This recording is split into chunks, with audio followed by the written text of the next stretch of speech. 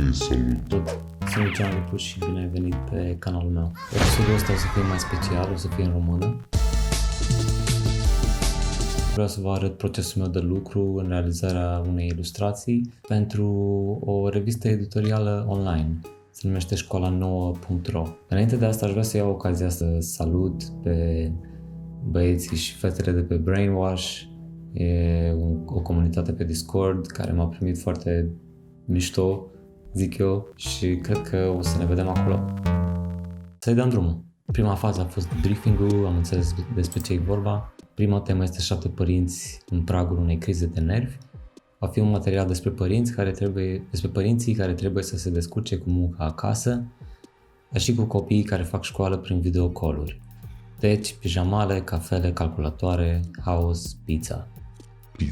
Foarte important de menționat că, deși mi-a cerut o dimensiune fixă, am încercat să gândesc vizualul din start să poată fi adaptat pe mai multe formate. Din faza de research am înțeles că trebuie să pun foarte mult accentul pe aspectul online și pe acest struggle de a lucra remote și de a contrabalansa viața personală cu lucru. Făcând lucrul ăsta myself de vreo 5 ani, am încercat să intru în pielea publicului target și cred că am reușit. Încă din faza de research am știut că vreau să le dau prin compoziție starea asta de anxietate și atunci m-am jucat cu acele ferestre de la aplicațiile online, gen Skype sau Zoom, și cumva toate stau balansate prin niște forme care ar trebui să ducă prin culori, să ducă cu gândul la niște jucării de copii. Am făcut aceste shape-uri în Illustrator, după care am trecut la Procreate, unde am făcut schița. Am vrut să pun foarte mult accentul pe context și pe faptul că toți ne avem diferite background-uri și pe care nu le putem controla.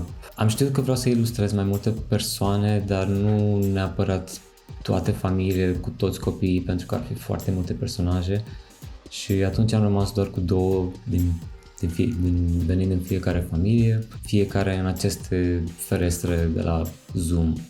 Referitor la personaje, am încercat să le las fără fețe, pentru că am vrut să pun mai mult accentul pe context și pe ce se întâmplă în spatele personajului. În felul ăsta cred că ar avea mult mai mult impact ilustrația, pentru că măcar din una din 6-7 ferestre tot rezonez cu o secvență.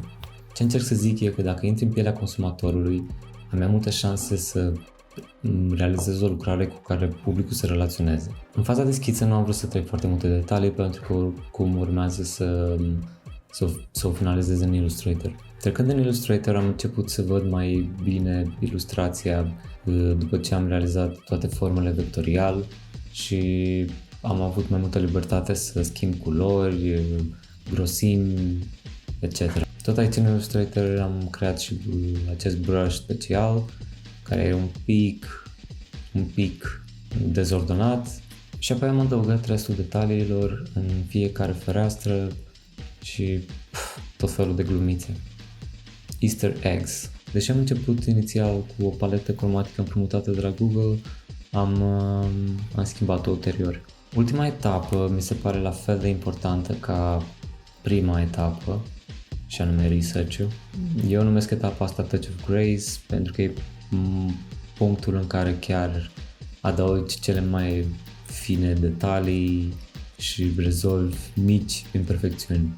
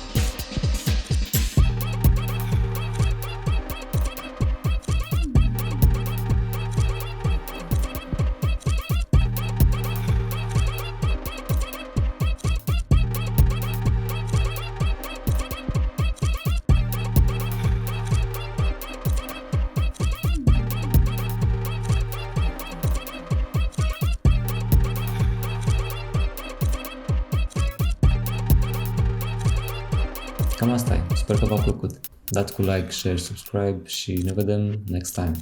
Ciao!